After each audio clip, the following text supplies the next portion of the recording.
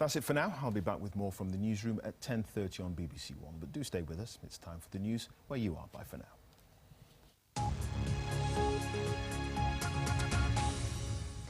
Hello, good evening and welcome to BBC Newsline. A man has died and 2 others are critically ill following a car crash in County Fermanagh. 4 other people, including 2 young children, were injured in the accident on the Manu Road in Kesh around 1:30 this afternoon. And a 41-year-old man has died following a car crash in Hillsborough yesterday evening. He was Robert Hanna from the Hillsborough area. His car was in collision with another vehicle on the Dramara Road at around 5:30. 3 other people were treated for their injuries, which aren't believed to be life-threatening. The police say they're treating a bomb attack on officers in Londonderry last night as attempted murder. A device was thrown at a police vehicle in Rathmore Park in the Craigan. It caused significant damage, but no one was injured. The attack came as police carried out searches in the area linked to dissident Republican activity. Well, the Olympic torch touched down in Belfast last night and today was taken on the first leg of its tour around Northern Ireland. It's now in Portrush and we can go live to Sarah Travers, who's there for BBC Newsline. Sarah. Yes, Kelly, a very noisy Portrush. Here you join me at the East Strand car park where 10,000 people have been enjoying a fabulous party celebration as they await the arrival of the Olympic torch to the East Strand car park. Perhaps you'll see people lining the route as they wait for the final torchbearer, local girl Louise Lyons, a 17-year-old, who will be the last of 132 torchbearers on day 1 of the torch relay in Northern Ireland. And it's been an amazing day so far. As I said, 132 torchbearers beginning this morning at Titanic Belfast at 6:06. The flame, of course, arrived in Northern Ireland last night, and Claire Savage has been following the journey so far. No better person to welcome the Olympic torch to Northern Ireland yesterday evening, our most famous gold medal Olympian, Dame Mary Peters. It was a 6 o'clock start this morning in Belfast if you wanted to catch a glimpse of the first Olympic torchbearer. The Olympics are such a worldwide, thing, and it's just wonderful to get the chance to be a part of something so big. The whole torch run was run with military precision, running to time at almost every location. It's around 6:30 in the morning and already people have started to gather to see some of today's 100 torchbearers. Tens of thousands of people turned out across counties Down and Antrim. Each torch carrier had the famous flame for a few hundred metres. It's been making its way across the United Kingdom for 16 days, and it was a rather poignant moment for some of the runners. Geraldine McCann from Lurgan lost both of her parents to cancer, and there's a real sense of pride for the spectators too. It's something that we can all celebrate together and that we can stand as one, and the Olympics, as we know everybody, it's a team event, and hopefully this will be a team event for Northern Ireland. A bit emotional and nice to have all the family around me doing it. The torch run is now into the second week of its 70-day journey. It was then off to the other side of Belfast and a switch of counties. As the day went on, more showed their support. Carrick had one of the biggest turnouts. It's been a brilliant experience, and I'm just glad that I'm glad something's came to Carrick Fergus. Especially the Olympics of 2012. Yeah. It's just unbelievable. One 6-year-old girl nominated her mum to carry the torch.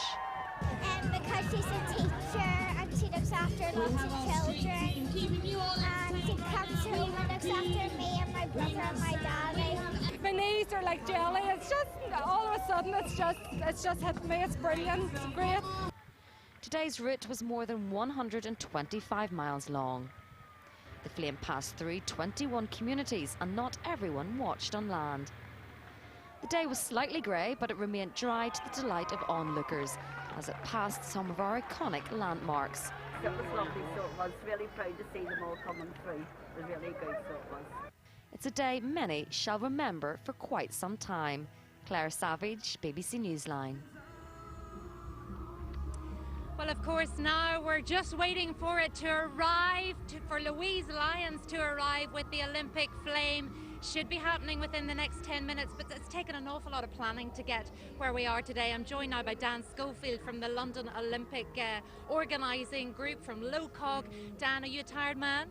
I'm a very, very tired man. It's been 2 years in the planning, and getting up this morning at 4 o'clock to get down there for a 6:06 start, the adrenaline that you get as soon as you see the crowds out there, it's just unbelievable. Now, across the water, there's been huge success and huge interest with thousands lining the streets to celebrate local inspirational people. How have you found the welcome so far here?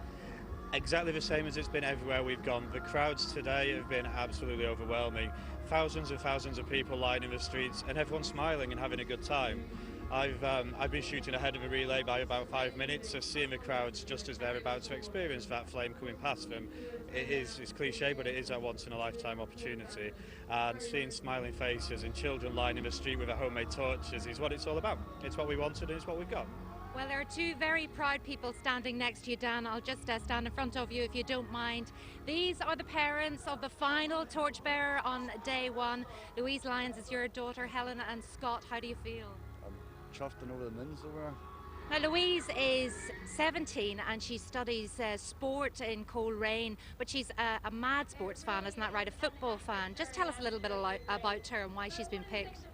Louise loves her football, and it was actually a competition that she'd entered to Coca-Cola, and there was 5 stages on it, and when she got to the last stage we were just over the moon when she was picked.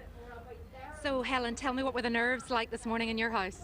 There wasn't too many nerves. She was very, very quiet, you know, so she was just very, very excited for today. And when was the last you spoke to her? About 2 this afternoon, just when she got on the bus. So where do you think she will be at the moment? In Causeway Street just behind us, is that right? Yes, yes. So not long to go now. We'll let you go and take up your position at the front of the crowds, and we'll watch Louise as she arrives into the East Strand car park in about 10 minutes time to light the cauldron behind me on the stage. We will have full coverage of the cauldron lighting in our late bulletin at 10:45. I hope you can stay up to join me for that. For now though, it's back to you in the studio, Kelly. Thanks, Sarah. Events have been continuing in many places around Northern Ireland to mark the Queen's Diamond Jubilee. Our correspondent Mark Simpson was at a 1950s themed fair in Bangor.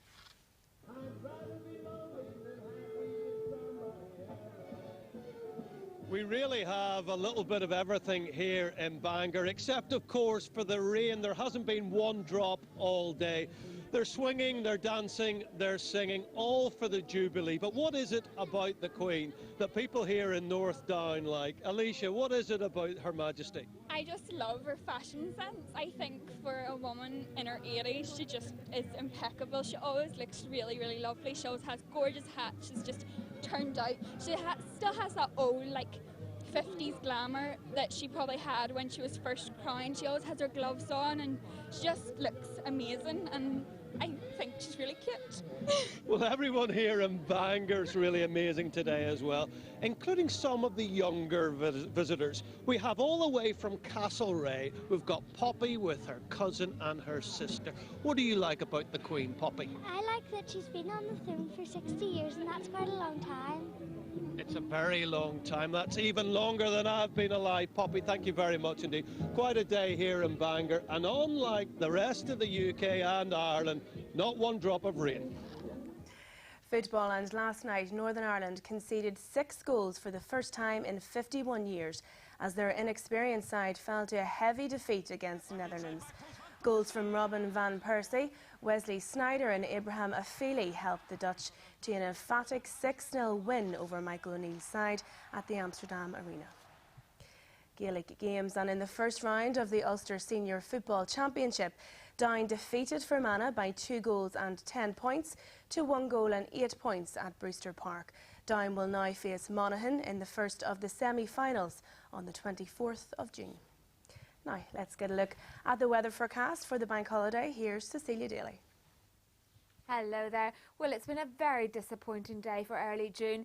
In some spots, just 1 or 2 places, temperatures really struggled to get into double figures today. Fortunately, things are going to improve in the next 24 hours. Some reasonable brightness around this evening, especially up towards the north coast, and it will be a dry night. No strong winds that were around earlier, well, they're starting to ease. It does mean it's going to be a fairly chilly night. Temperatures in some rural areas could drop to just 4 or 5 degrees. But the forecast for tomorrow is a lot brighter, and compared to today it will feel warmer. Not a scorcher, but it will feel warmer, and there'll be some sunshine around during the morning. A dry start everywhere. As the morning goes on, a sprinkling of light showers will break out, particularly in the north and in the west, but the emphasis for most places will be on dry weather with some good spells of sunshine. And it's a much better day across the UK and Ireland. Brighter with some sunshine, just 1 or 2 showers. Many places dry. Temperatures not brilliant for the time of year, but they are an improvement on today, although still a little on the cool side on 1 or 2 places. There'll be some cloud pushing into the southwest of Ireland with some rain moving into parts of Cork and Kerry before the end of the day. For Northern Ireland, about 4 o'clock in the afternoon, 1 or 2 showers scattered around, a lot of places dry, and temperatures between 14 and 16 degrees. 16 is about the average for this time of year. So what does that mean for day 17? Well, it looks like it'll be bright whenever the torch leaves Coleraine. It may encounter 1 or 2 showers on its route through Limavady and across to Derry, but a lot of the time it will be dry. That is not the case, I have to say, on Tuesday. The next weather system will bring rain, and for the rest of the week, low pressure will dominate our weather, keeping it fairly unsettled. So look at Tuesday. It starts dry. Rain looks like it will affect most places at some stage during the day. It will feel cool. Some heavy bursts of rain likely too, particularly in the south. Slightly better from Wednesday through to Friday. Some showers around, 1 or 2 on the heavy side.